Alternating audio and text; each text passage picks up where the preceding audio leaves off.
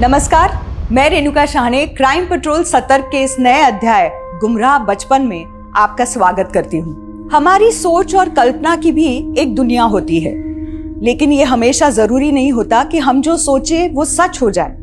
लेकिन अपराध की योजना बनाने वाला दिमाग भी तो अक्सर अपनी कल्पना, अपनी सोच को एक हकीकत की शक्ल देने की ही कोशिश कर रहा होता है। और जब ऐसे परफेक्ट क्राइम घटते हैं तो कई बार वो इतना चकित कर देते हैं कि यही लगता है क्या वाकई ऐसा भी हो सकता है। ये केस भी एक ऐसी ही अतिशयोक्ति है। जो हुआ था वो बेहद ही संगीन जुर्म था, लेकिन जिस तरह से हुआ था वो अकल्पनीय था। हर मोड़ पे ऐसा प्रतीत हो रहा था जैसे अपराधी ने कोई ऐसा क्राइम थ्रिलर लिख डाला था जिसमें इंसानी जज्बात और हैवानियत का हर वो रंग था जिसने कई हंसती खेलती मासूम जिंदगियों को बेरंग कर दिया था। तो प्रसून जी, आपने अपनी इस नॉवल के अंदर एक क्रिमिनल को ग्लैमराइज किया है, मतलब ये बुक क्रिमिनल पे है? तो प्रसून जी, आपने अपनी इस नॉवल के अंदर एक क्रिमिनल को ग्लैमराइज किया है, मतलब ये बुक क्रिमिनल पे है? जी नहीं फ्रेंड्स, मेरी ये नॉवल मेरा अस्तित्व एक ऐसी औरत की कहानी है जिसे अपने पति की शक्ल पसंद नहीं थी। उसने अपने पति के सर को काट के फेंक दिया और उसके जैसे ही दिखने वाले एक और आदमी की तलाश की। The myth of 7 doppelgangers exist in the universe, जिसका मतलब है एक ही शक्ल के 7 लोग इस धरती पे होते हैं। Interesting plot. एक पर्सनल सवाल, क्या आपकी बीवी को आपकी शक्ल पसंद है? वेल फ्रेंड्स, मेरी बीवी तो एक जर्नलिस्ट है।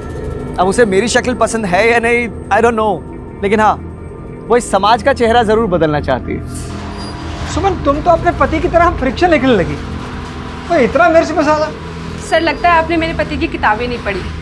उनका कंटेंट हमेशा रियल लाइफ से इंस्पायर्ड होता है। और सर, रही बात मेरी, तो मैं भी हमेशा सच ही लिखती हूँ। You mean Gonda murder case में एक भैंस को बांधने वाली रस्सी का गायब करना क्रिमिनल का षड्यंत्र है? यस सर, उसी भैंस की रस्सी से उस विक्टिम के हाथ पैर बांधे गए थे जिसकी लाश मिली है। और सर, मेरे पास प्रूफ है उसके लिए। ये देखिए,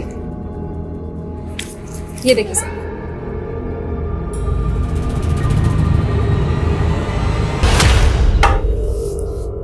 तुम्हारी वाइफ भले ही समाज का चेहरा बदल दे, पर तुम्हारी फितरत कभी नहीं बदल सकती, है ना?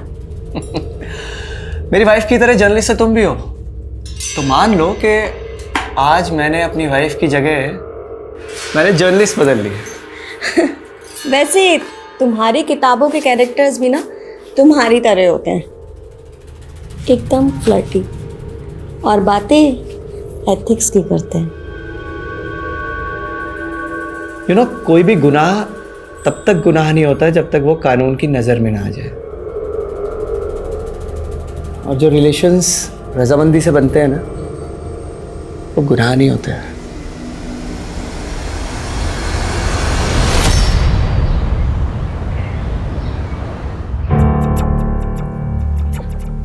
आदित्य, कब से खेल रहे हो यार? फोन दो मेरा। नो। अरे दो ना, मुझे घर निकलना है। फोन दो मेरा। आदित्य, गोविंद का फोन दो। फोन दो गोविंद का। मम्मा, ये लो। थैंक्स। चलो अंदर, चलो अंदर। सारा दिन मोबाइल पर लगे रहते हो। ये देख आलिया को हर वक्त पढ़ाई में ध्यान रखती है। चल अब अपनी बुक्स उठा। अरे छोड़ो ना मम्मी, मुझे ना पापा जैसे राइटर बनना है ना आपके जैसे जर्नलिस्ट। तो मुझे पढ़ने की क्या जरूरत? I want to become a gamer. अरे वाह, कितना एम्बिशियस बेटा है मेरा। So you want to be a gamer, हाँ? यस डैडी, मुझे दुनिया का सबसे बेस्ट गेमर बनना है। Yes, proud of you champ. वैसे तुम्हें पता है, तुमने अपने डैडी को उनकी अगली नॉवल का आइडिया दे दिया, द गेमर। कैसा है? बहुत अच्छा है। हाँ, वैसे भी तुमसे बड़ा गेमर तो कोई हो ही नहीं सकता है। प्रसून, एक काम क्यों नहीं करते हो? तुम अगला नोवेल खुद पे लिख डालो, देखना बहुत चलेगी। वो तो चलेगी, लेकिन फिलहाल इस प्रसून को अपनी अगली नॉवल की लॉन्च पे कंसंट्रेट करना है, फिर से बाहर जाना है। प्रसून, तुम्हें पता ना कि तुम पूरे 3 दिन बाद लौटे हो? अगले 3 दिन और गायब रहना है, सिर्फ शक्ल दिखानी है। प्रसून, क्या देख रहे हो? बुक्स लेकर आओ, अपनी पढ़ाई करो। गेमर बाद में बनना।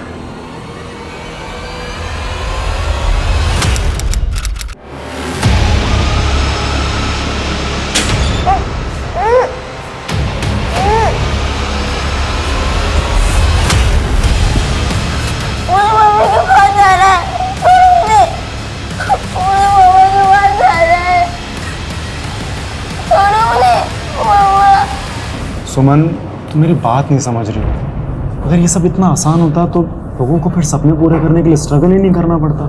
रुद्र, जर्नलिज्म में मैंने पूरी अपनी जिंदगी दी है, और अगर मैं वो ना लिख सकी जो मैं लिखना चाहती हूँ तो क्या फायदा। रुद्र जरा सोचो, हमारा खुद का न्यूज़ वेब पोर्टल होगा तो होगा तब जब फाइनेंसर राजी होंगे। वैसे मैं क्या कहता हूँ सुमन, तुम्हारे पति के पास भी इतना पैसा। रुद्र, मैं अपने पति से कोई एहसान नहीं लेना चाहती, ओके? अरे 1 मिनट।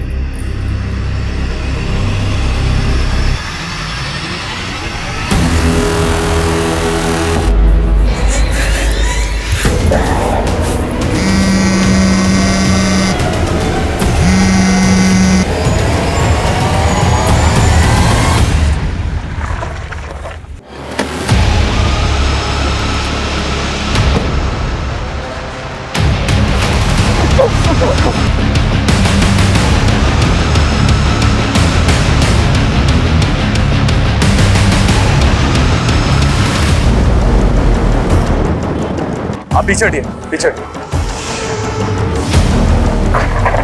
सर, एक रागिनी ने लाश देखी तो हमें कॉल किया। आइए सर। सर, लाश को देख के लगता है कि किसी ने इसका गला दबाया है। और सर, पास में हमें एक रस्सी भी मिली है।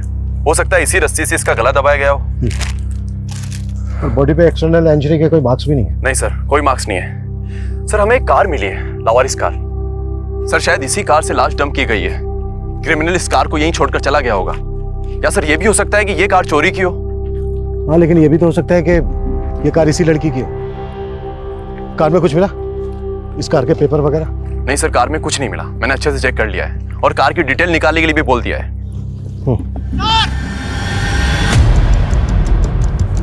सर, ये देखिए। सर, पासर भाई ने तो सिर्फ एक औरत की लाश देख के कॉल किया था, लेकिन यहाँ तो एक बच्चा भी है। गाड़ी में कोई खून मिला था क्या? नहीं सर, गाड़ी एकदम क्लीन है। इसका मतलब यह है कि बच्चों को कहीं मारकर यहाँ नहीं लाया गया, बल्कि बच्चे को यहीं लाकर मारा गया है। लेकिन सवाल ये देखो, ड्रैगिंग के मार्क्स, और ये मार्क्स सिर्फ यहीं तक है, यहां से आगे नहीं है। इसका मतलब यह है कि बच्चे को यहां लाकर मारा गया है और यहां से घसीटते हुए वहां तक ले जाया गया है। लेकिन सवाल यह उठता है कि दोनों लाशों को अलग अलग जगह पे डंप क्यों किया गया? Excuse me sir. हेलो, सुमन सिंह? ठीक है सर, वो कार किसकी है ये पता चल गया। वो कार जर्नलिस्ट सुमन सिंह की है। जर्नलिस्ट सुमन सिंह?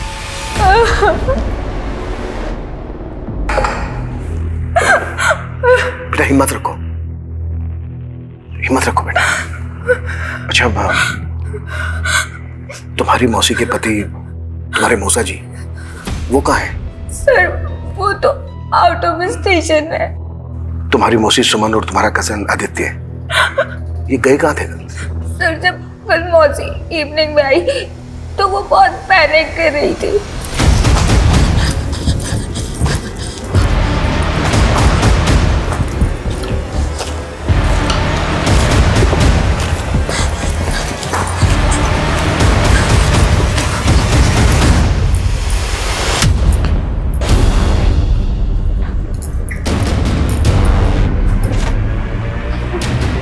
मौसी, तुम्हारी मौसी अपने साथ गन लेकर गई थी और बहुत सारा कैश भी।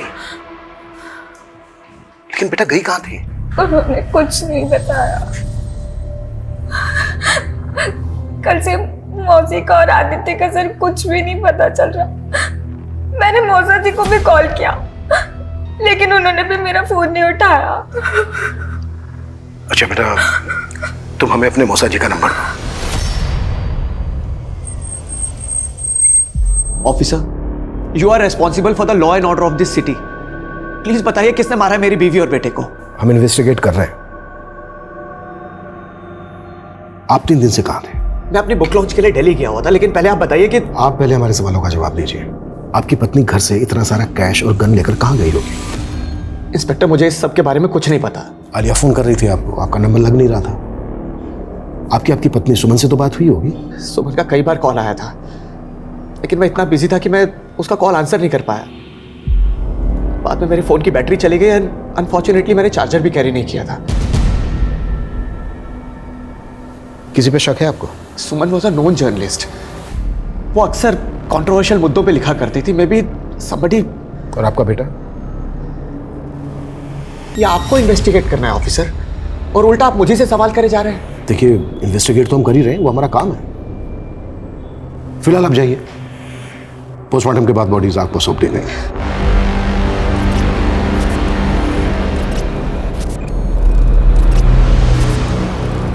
ये आदमी सस्पेंस थ्रिलर नॉवल लिखता है, हमें इसका सस्पेंस पता करना है।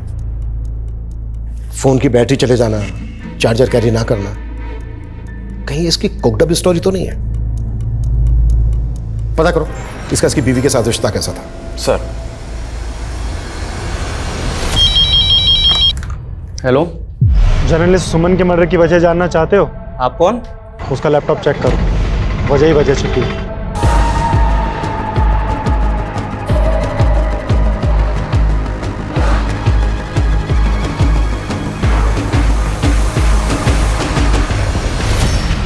ये बाथरूम में भी चेक करो, और ये उधर जो कमरा है उसको भी अच्छे तरीके से चेक करो। ऑफिसर, मैं आपको कह रहा हूँ वो मेरे बच्चों का कमरा है, और जो लैपटॉप आप ढूंढ रहे हैं सुमन का, वो उसकी कार में मिलेगा आपको। प्लीज चेक कीजिए आप। लेकिन हमें मिला तो नहीं, और आप इतने कॉन्फिडेंस से कैसे कह सकते हैं कि लैपटॉप कार में ही होगा? सर, क्योंकि सुमन जब भी घर से बाहर जाती थी तो अपना लैपटॉप अपने साथ कैरी करती थी। That's why I am assuming. अच्छा, सुमन के ईमेल का पासवर्ड तो होगा आपके पास में? No sir. घर से क्या क्या सामान चोरी हुआ वो चेक किया आपने? करीब 5 लाख रुपए मिसिंग है। और हाँ ऑफिसर, वो गन जो सुमन अपने साथ लेकर गई थी, उस गन के बुलेट्स अभी तक हमें अलॉट नहीं हुए हैं। लेकिन सुमन खाली गन ले जाकर क्या करेंगे?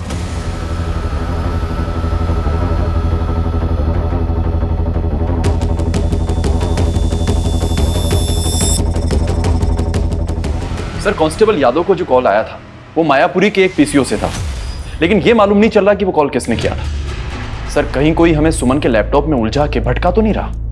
अगर ऐसा है भी तो जाहिर सी बात है क्रिमिनल नहीं किया होगा या किसी से करवाया होगा।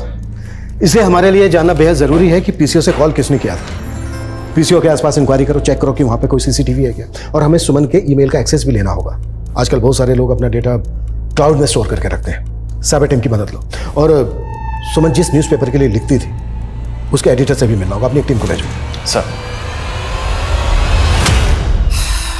सी लिसन, आपसे जो भी कहना है ना वेबकैम पे कहना। फोन कॉल्स और मैसेजेस बंद। इतनी अनोखी अनोखी कहानियां लिखने वाला आज अपनी जिंदगी की असल कहानी से डर रहा है। सी, मैं ये फिलॉसफी के मूड में नहीं हूं अभी। अच्छा, और मेरे साथ सोने का भी मूड नहीं है?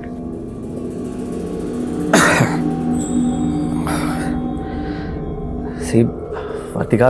अच्छा, अगर मैं तुम्हें कहूँ कि मैंने तुम्हें एक्चुअल में रिकॉर्ड कर लिया तो? व्हाट? अरे बाबा, मजाक कर रही हूँ। देखो वर्तिका, तुम कौन है?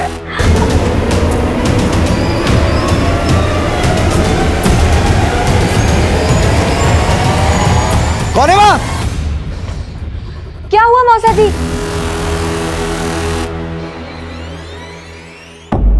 सर, सुमन ने तो हमारे लिए लिखना बंद कर दिया था। सुमन का तो 5 साल का एक्सक्लूसिव कॉन्ट्रैक्ट था ना आपके साथ, और अभी 2 साल बचे थे।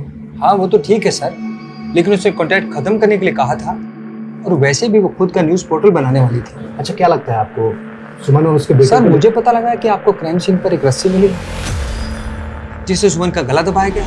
सर, दरअसल सुमन मोंडा मर्डर केस की स्टडी कर रही थी, जहां एक भैंस को बांधने वाली रस्सी से विक्टिम को बांधा गया और बाद में उसको मर्डर कर दिया गया। भैंस को बांधने वाली रस्सी? क्या केस था? गोंडा का केस है सर। क्रिमिनल भी काफी पहले पकड़ा जा चुका है। मुझे नहीं लगता कि उसका। मैंने अपने करियर में कई केसेस ऐसे देखे हैं कि जिन मुद्दों को हम लाइटली लेके छोड़ देते हैं, बाद में केस का असल मुद्दा वही निकलता है। ये गोंडा केस की फाइल मेरे कैबिनेट में भिजवाओ। और सर, हमने उसके स्कूल से लेकर घर तक काफी पूछताछ की, लेकिन पता ही नहीं चल रहा है कि वो और उसकी माँ उस दिन गए कहाँ। सर, सुमन का क्लाउड ओपन हो चुका है, उसमें कई सारे इन्वेस्टिगेटिव फोल्डर्स भी हैं। ग्रेट।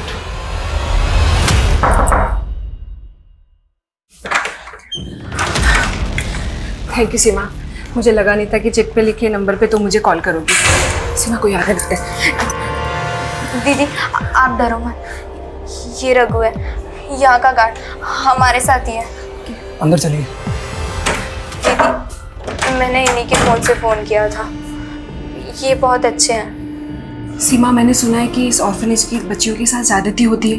ज़्यादती तो बहुत छोटा शब्द है।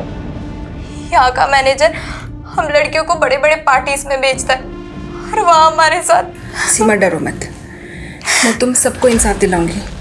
ओके रघु, तुम उस मैनेजर के खिलाफ बयान दोगे? मैडम वो मरवा देगा, लेकिन मैं सीमा की मदद भी करना चाहता हूँ क्योंकि मैं इसे प्यार करता हूँ। बाकी क्लिप्स में तो ऑर्फनेज से जुड़ा हुआ कुछ नहीं मिल रहा। ऑर्फनेज की वो लास्ट क्लिप थी और वो क्लिप थी 12 तारीख की। सुमन का मर्डर हुआ 16 तारीख को और अभी हाल ही में ऐसी कोई न्यूज़ ब्रेक नहीं हुई है। इसका मतलब यह है कि सुमन इस न्यूज़ को ब्रेक करने वाली थी और उससे पहले उसका मर्डर हो गया।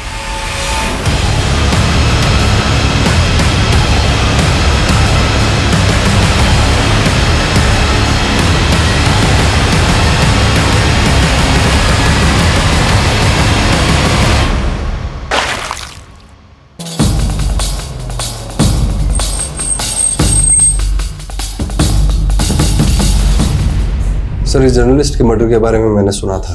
ये लेडी हमारे एनजीओ के बारे में कुछ आर्टिकल लिखना चाहती थी कि हम लोग किस तरीके से यहाँ पर बच्चों की सेवा करते हैं। आपके एनजीओ में एक रघु नाम का गार्ड था, हमें पता चला कि वो सुमन के टच में था। सर, वो तो अचानक नौकरी छोड़कर भाग गया। हमें शक है कि रघु सुमन और उसके बेटे आदित्य के मर्डर में इन्वॉल्व है। उसकी सारी डिटेल दीजिए।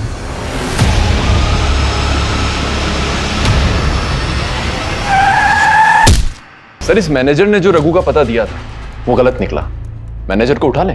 कोई फायदा नहीं होगा। ये मैनेजर बोलेगा कि रघु ने ही गलत एड्रेस दिया होगा।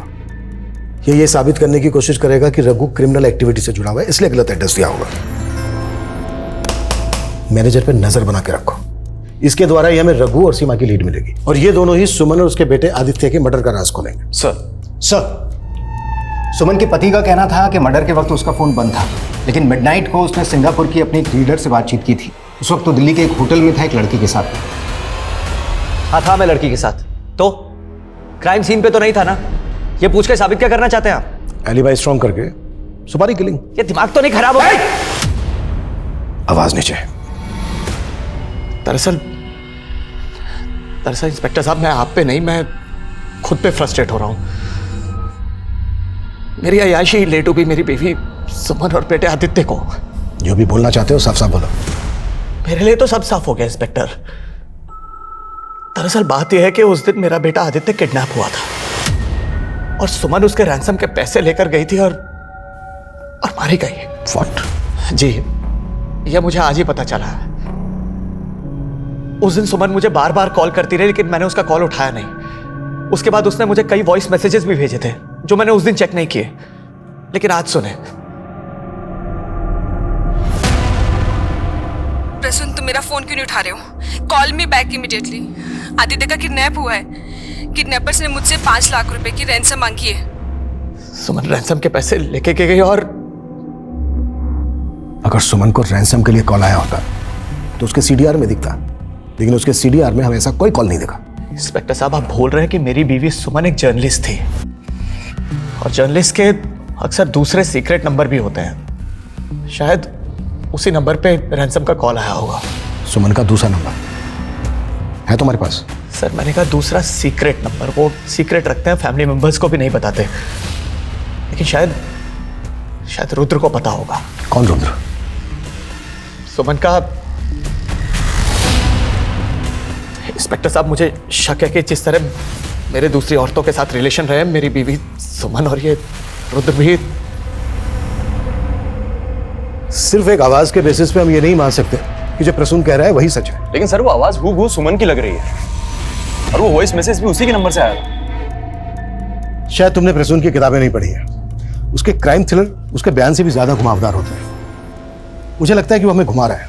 आई स्ट्रांगली फील वो इस मर्डर में इन्वॉल्व है।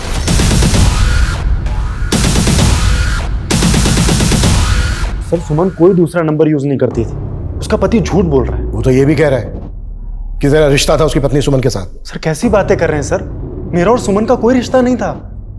सर मैंने आपको फोन किया और आप मुझ पे शक कर रहे हैं। वो पीसीओ से कॉल तूने किया था? जर्नलिस्ट सुमन के मर्डर की वजह जानना चाहते हो? लेकिन सुमन का लैपटॉप तो हमें मिला नहीं, और तूने कॉल करके कहा था कि उसकी मौत का कारण उसके लैपटॉप में मिलेगा। सर एक्चुअली सुमन एक ऑर्फनेज को इन्वेस्टिगेट कर रही थी, लैपटॉप में उसी की क्लिप थी। मैं और सुमन मिलके एक न्यूज़ पोर्टल लॉन्च करने वाले थे, और वो ऑर्फनेज की न्यूज़ ही हमारी पहली पब्लिश न्यूज़ होती।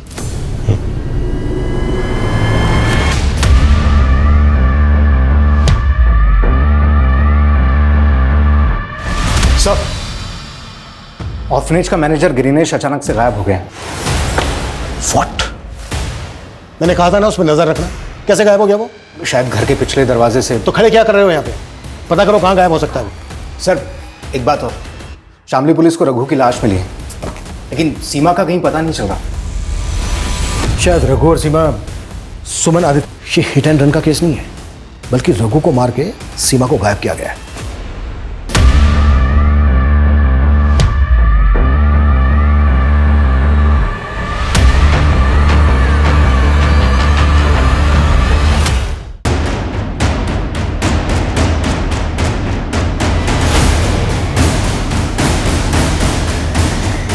सर हमें यहाँ एक सरकटी लाश मिली है, आइए सर।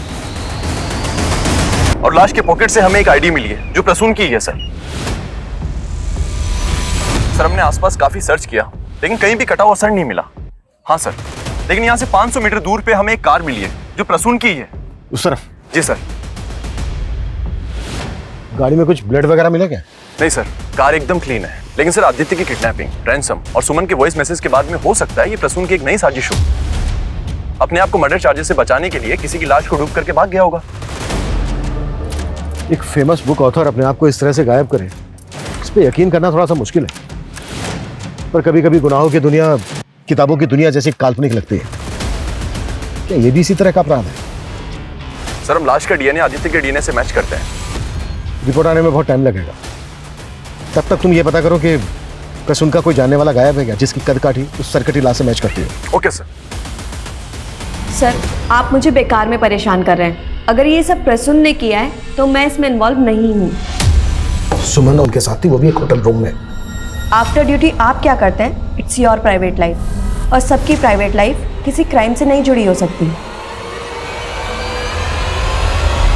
आप जा सकते हैं। सर इस ऑर्फनेज की लड़कियों की लिस्ट देखिए, इसमें एक नाम आलिया का भी है। आलिया? कौन, वो सुमन की भतीजी? Yes sir. लेकिन उसका नाम इस लिस्ट में कैसे हो सकता है? मेरी पेरेंट्स की मौत के बाद मैं अपने चाचा चाची के साथ रहने लगी थी, लेकिन मेरे चाचा वो मुझे रोज मैंने मेरी चाची को कभी ये बात नहीं बताई, लेकिन उनको ये बात पता चल गई और उन्होंने मुझे ऑर्फनेज में भेज दिया। ये ऑर्फनेज वाले तुम्हें पार्टीज में भी भेजते थे क्या? तुम मेरा मतलब समझ रही हो ना मैं क्या पूछ रहा हूँ? नहीं, मैं वहाँ 1 महीना रही थी, लेकिन मेरे साथ ऐसा कभी नहीं हुआ। लेकिन सीमा बताती है कि उसके साथ ये सब होता रहता था, और जब मैं मौसी के साथ यहाँ घर आई तब मैं उन्हें ये बता नहीं पाई, और जब मैंने एक दिन उनको ये बताया तो वो वहां पर इन्वेस्टिगेट करने लगी।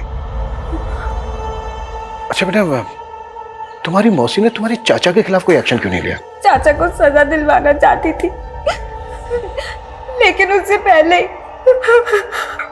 तुम्हें कुछ आइडिया इस वक्त सीमा कहाँ पर होगी?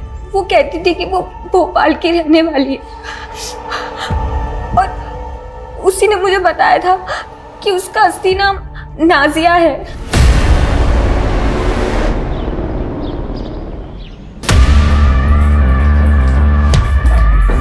मैं दरवाजे पर ताला लगाकर जा रहा हूं, बाहर निकलने की कोशिश भी मत करना, समझी?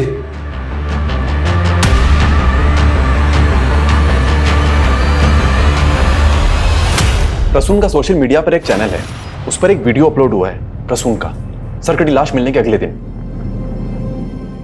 दोस्तों, आप लोग मेरी नई नॉवल मेरा अस्तित्व को लेके काफी एक्साइटेड है, लेकिन मैं आपको कुछ बताना चाहता हूं। मैंने इसके सीक्वल पर भी काम करना शुरू कर दिया है, जिसका टाइटल होगा द गेमर।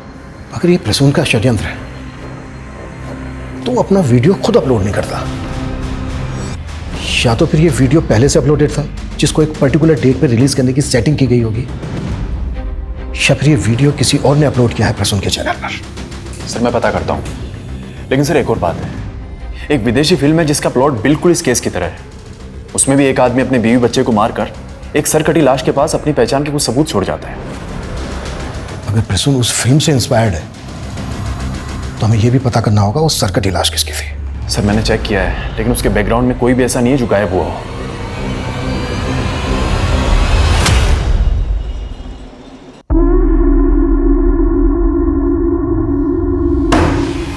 चल खाना खाने।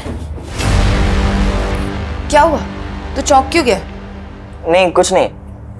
तो चल जल्दी खाना खाने आ जा। मम्मी कुछ पैसे चाहिए थे। आज सुबह ही तो 500 रुपए दिए थे, इतनी जल्दी खत्म हो गए? चल अभी खाना खाने आ जा। सर मैंने कभी आलिया का रेप नहीं किया, वो तो सर उसका पालन पोषण भारी पड़ रहा था, इसलिए हमने उसे अनाथ आश्रम में छोड़ा। आप चाहे तो आलिया की चाची से पूछ लीजिए साहब। वो तो तुझे बचाएगी पर तू बचेगा नहीं। तेरी करतूत बाहर ना जाए इसलिए तूने सुमन को मार डाला। नहीं साहब, हमने किसी को नहीं मारा। और साहब वो तो प्रसून और सुमन भी मान नहीं थे साहब। वो प्रसून का सुमन की बहन के साथ चक्कर था और आलिया प्रसून की बेटी है। इसी वजह से मेरे बड़े भाई ने सुसाइड किया और फिर आलिया की माँ भी चल बसी। घुमा रहा है मैं झूठ नहीं बोल रहा साहब, ये तो प्रसून के पुराने कांड थे। उसने कई महिलाओं की जिंदगी बर्बाद की है साहब, और शायद उन्हीं में से किसी ने उसके परिवार के साथ ऐसा किया हो। गगन तू मेरे कमरे चोरी? तू चोरी कर रहा है? हाँ? ड्रग्स? तो तुझे ड्रग्स लेने के लिए 2 लाख रुपए चाहिए थे? हाँ? माँ मुझे लेके जाने दे। अरे ऐसे कैसे ले जाने तू? पेड़ पे उठते क्या पैसे? माँ जाने दे। माँ गगन। भोपाल पुलिस ने सीमा का फोटो आइडेंटिफाई किया है। उनका कहना है कि कोई और नहीं, नाजिया है। और नाजिया के अब्बू नाजिया की अम्मी को मारकर खुद फांसी चढ़ गए थे। उसके बाद नाजिया की कस्टडी उसके मामू अफजल के पास आ गई थी। अफजल? यस सर, और इस अफजल का फोटो भी मिला है। ये अफजल कोई और नहीं, ऑफ रेंज का मैनेजर ग्रीनेश ही है।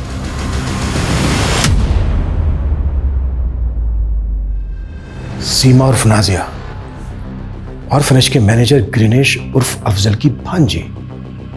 और सर पता चला है कि इस अफजल का विदिशा में घर भी है।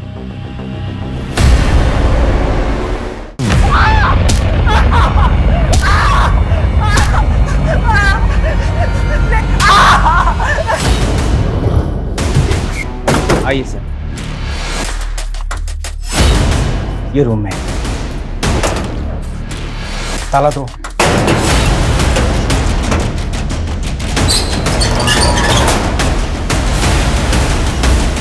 पूरे घर को अच्छी तरीके से चेक करो।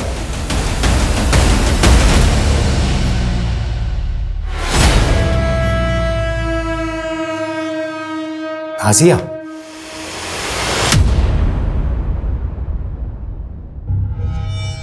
मामू मुझे वहां बंद करके गए थे, मुझे नहीं मालूम वो कहाँ है। और तुम्हें ये तो मालूम होगा तुम्हारा मामू अफजल ऑर्फनेज में ग्रीनिश बन के रह रहा था और तुम सीमा। चल क्या रहा था ये? मैं अपने ही मामू की कठपुतली बन के रह गई थी। वो मुझे उस अनाथ आश्रम लेके गए और बाकी लड़कियों के साथ मुझसे भी धंधा। रघु को मुझसे हमदर्दी थी, वो मुझे बचाना चाहता था।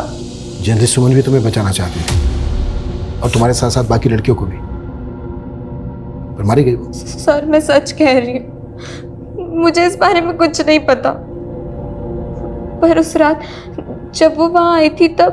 दरवाजा खोल, खोल दरवाजा, नहीं तो खोल, खोल दरवाजा, खोल। हाँ? किससे बात कर रही थी तू? किसी से बात कर रही थी? किसी से नहीं। अब तू क्या कर रहा है? बाहर निकल।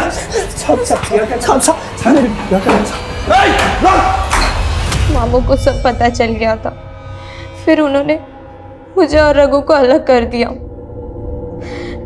मुझे विदिशा में लाके रख दिया और उन्होंने मुझे धमकी भी दी थी कि अगर मैंने भागने की कोशिश भी की तो वो रघु को मार देंगे। फिर अचानक वो विदिशा में आ गए, भेस बदल के रहने लगे। वो रघु को मार के विदिशा भागा था, कहाँ वो? मुझे नहीं मालूम सर, मैं तो वहाँ रघु के इंतजार में ही जी रही थी और उसने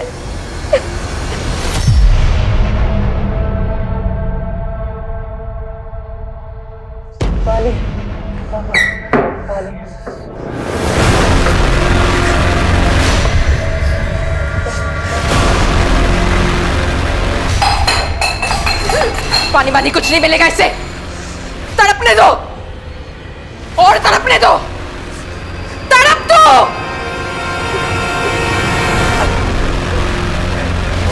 ग्रेनेश की क्या अपडेट है? सर हम पता कर सर जल्द से जल्द पता करो, ज्यादा टाइम नहीं है हमारे पास। सर बिहार पुलिस ने हमसे कांटेक्ट किया है। 5 साल पहले दरभंगा में ठीक इसी तरह का क्राइम हुआ था जो उस विदेशी फिल्म से इंस्पायर्ड था। एक आदमी अपनी बीवी बच्चे को मारकर एक सरकटी लाश वहां छोड़कर भाग जाता है। बाद में पता चला कि उसका डीएनए ही अलग है। सर वो क्रिमिनल अभी तक फरार है। लेकिन बिहार पुलिस ने हमसे कांटेक्ट क्यों किया? सर दरभंगा में जिस आदमी ने क्राइम किया था उसका नाम राकेश है। उसका भाई वहीं रहता है आज भी। उसके भाई को लगातार मेरठ से कॉल आ रहे थे पिछले कई महीनों से। और सर हमारे मेरठ में भी तो उन्हें लग रहा है कि दरभंगा का वो क्रिमिनल राकेश मेरठ में हो सकता है और हमारा केस उस क्रिमिनल से इंस्पायर्ड हो सकता है। मेरठ का नंबर किसका है? सर नंबर तो फेक आईडी का है, लेकिन मेरठ की जनता कॉलोनी में एक्टिव है। सर ये राकेश की फाइल है।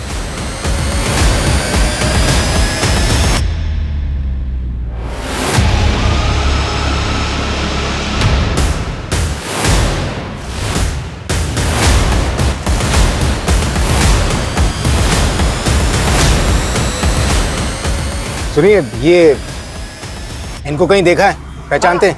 ये तो रोहित भाई है, अभी अभी सिगरेट लेके गया। किधर गया? इधर गया। अनिल,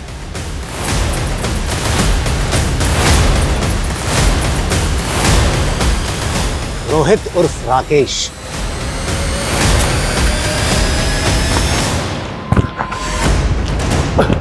पांच साल से दरभंगा पुलिस को चकमा दे रहा था और अब यहाँ के प्रसन्न और उसकी फैमिली को। लेकिन मैं अपनी बीवी की चिक चिक से बहुत तंग था सर। एक दिन गुस्से में उसका खून कर बैठा और मजबूरी में मुझे अपने बेटे को भी मारना पड़ा। फिर मैंने उन दोनों की लाश फेंक दी। दरभंगा पुलिस को जब लाश मिली तो सर वो मुझ पे ही शक करने लगे। उससे निजात पाने के लिए मेरे अंदर उधेड़-बुन चल रही थी सर। और फिर सर मैं विदेशी फिल्म की स्टोरी को अपनी रियल लाइफ में कॉपी करने की सोचने लगा। और फिर मैंने एक भिखारी ढूंढा और उसका सर काट के अलग कर दिया और उसकी जेब में अपनी आईडी डाल दी। सर मैं तो यहाँ पर अपनी पहचान बदल के रह रहा था, लेकिन यहाँ भी मेरे जैसा मर्डर। मैं तो खुद हैरान हूं कि मेरा तरीका किसने कॉपी कर लिया सर। चल एक बार को मान लेते हैं कि तू सच बोल रहा है। तो ये बता, यहाँ पे ये बात तूने अपनी किसी को बताई थी? एक दिन नशे में एक लड़के के आगे मुंह खोल बैठा था सर। मुझसे चालाकी करने की कोशिश भी मत करना, तू जानता नहीं मैं क्या चीज़ हूँ। मैं दरभंगा पुलिस को 5 साल से घुमा रहा हूँ, तू क्या चीज़ है? कौन था वो लड़का? गगन।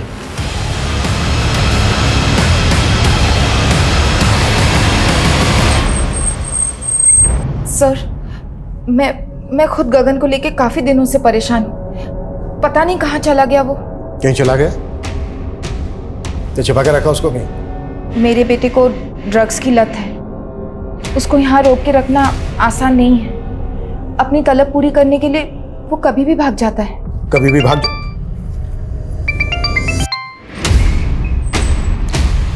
हाँ मनीष बोलो।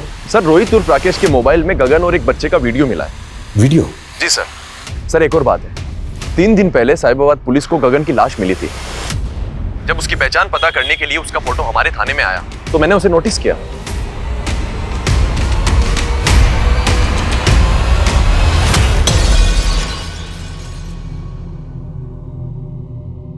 क्या है? सर वो मैं बस पैसे के लिए ब्लैकमेल। Sir blackmail? तूने इस बच्चे गगन को मार डाला, अब बोल रहा है कि इसने तेरा तरीका अपनाया? नहीं सर, मैंने उसका मर्डर नहीं किया सर, मैंने सिर्फ ये वीडियो बनाया था। इस वीडियो में जो दूसरा लड़का है वो कौन है? उसका दोस्त है, सर मैं उसे नहीं जानता सर, मैं सिर्फ गगन को ब्लैकमेल कर रहा था। और ये वीडियो तभी डिलीट होगा जब 2 लाख और लेके आएगा, ताकि थोड़े पैसे इकट्ठे कर सकूं और अपनी प्लास्टिक सर्जरी करवा के अपना फेस बदल सकूं। हमने तुम्हारी एक्टिविटीज चेक की। जब से गगन का मर्डर हुआ है किसी को भी ऐसा लगा नहीं है कि तुम दोनों को अपने बेटे मरने का कोई दुख हो। गगन की लाश मिलने से पहले से तुम्हारे घर से चीखने चिल्लाने की आवाजें आ रही थी, और ये तुम साहिबाबाद के एक सीसीटीवी में कैप्चर हुए। हमने ही गगन को मारा और कुछ नहीं किया। ड्रग्स लेता था तो इसका मतलब यह है कि तुम उसका ड्रग्स लेता था तो क्या अपनी मां का रे? रुक जा गगन, गगन रुक, कहां ले जा रहे? छोड़ दे इसको, छोड़ दे, गगन गगन गगन छोड़ दे, गगन गगन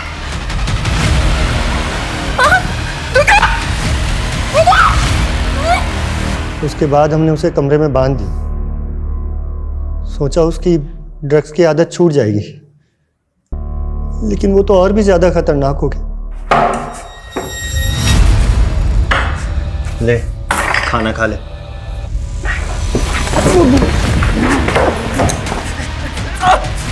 कहां भाग के जा रहे हो? क्या कर रहा है? क्या करेगा? संभालिए इसे, मार के तमाशा करेगा ये। अपनी पत्नी की अस्मिता बचाने के लिए मैंने अपने पति धर्म को निभाया। सर,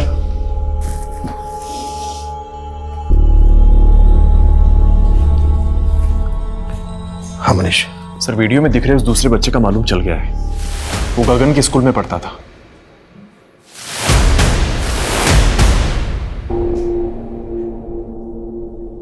इस वीडियो में गगन के साथ जो दूसरा लड़का है वो तुम हो। चुप क्यों अब? सर वो गगन नशे में पागल हो जाता था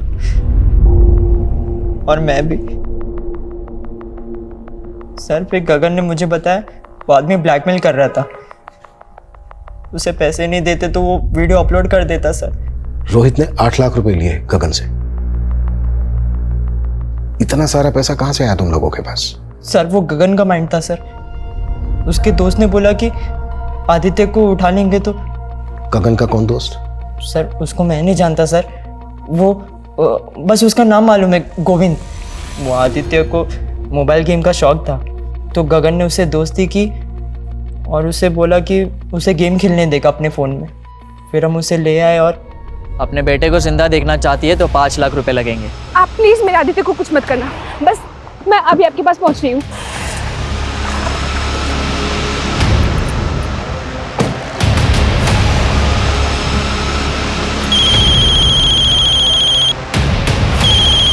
हेलो, हाँ मैं यहाँ पहुंच गई हूँ, तुम कहाँ हो?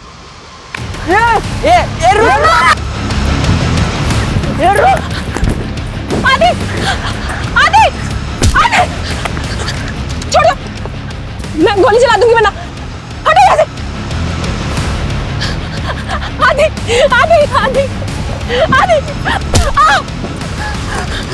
प्लीज, प्लीज, प्लीज मुझे छोड़ दो। आप क्या खाली बंदूक से डराती है? तुम्हें पैसे चाहिए ना? पैसे ले लो। पैसे तो हम लेके रहेंगे लेकिन तुझे जिंदा नहीं छोड़ सकते। तूने हमारा चेहरा देख लिया है। वो भाग रहा, पकड़, पकड़ उसको।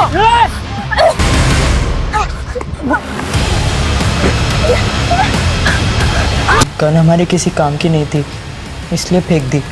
मोबाइल और लैपटॉप बेच के जो पैसे मिले वो गगन ने रोहित को दे दिए। और प्रसून? मैंने कुछ नहीं किया सर, और वो गगन ने जो भी किया वो गोविंद के कहने पे किया था सर। तुमने सब पैक कर लिया ना? हाँ कर लिया है। कुछ रहा तो नहीं? नहीं नहीं, चलो चलो।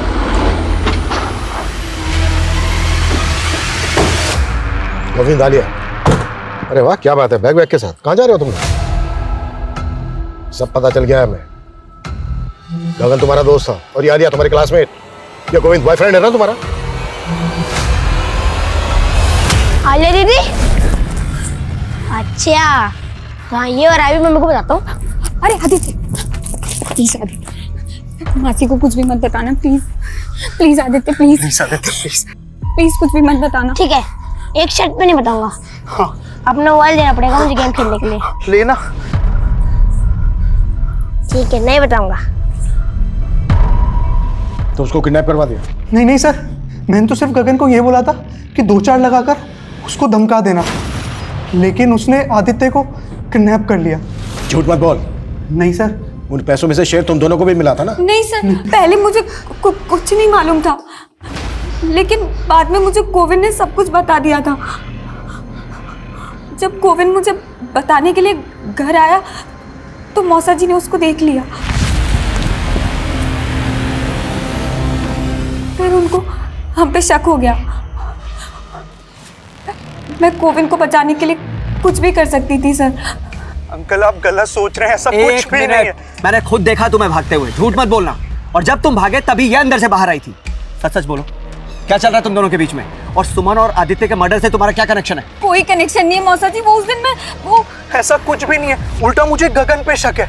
लास्ट टाइम आदित्य को मैंने उसके साथ ही देखा था, वो गीता कॉलोनी के पास वो जो जंगल है ना, वहाँ पे वो अपने दोस्तों के साथ नशा करता है। बताया था ना मैंने तुमको। हाँ, वो तुम जानते हो वो जगह? हाँ हाँ मैं जानता हूँ ना। चलो मेरे साथ। आप चलिए। गाड़ी में जाते जाते मैंने गगन को मैसेज कर दिया था कि मैं परशुन अंकल को लेकर गीता कॉलोनी के पास वाले जंगल में आ रहा हूँ, तू हथियार लेकर तैयार रहना।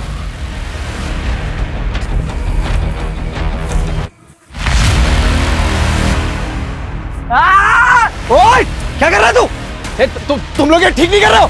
पागल हो गए क्या?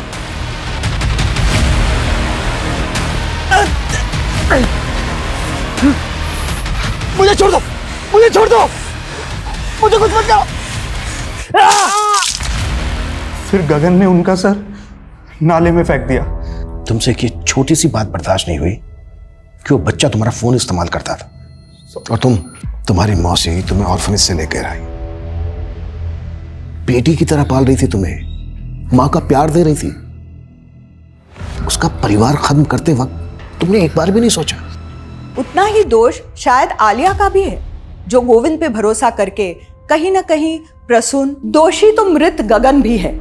लेकिन अगर वक्त रहते वो अपने परिवार को सच बता पाता तो शायद रोहित उसे ब्लैकमेल नहीं कर पाता। अगर गोविंद ने उन दोस्तों से मदद नहीं ली होती जो पहले ही नशे के दलदल में थे, तो परिणाम कुछ और ही होता। सोचने वाली बात है कि हम बड़े से बड़े फैसले अकेले ले लेते हैं, पर उन्हें अपनों से, अपने परिवार से साझा नहीं करते, ये सोचकर कि घर परिवार के लोग ही तो है ना, उन्हें हर चीज बताने की जरूरत ही क्या है।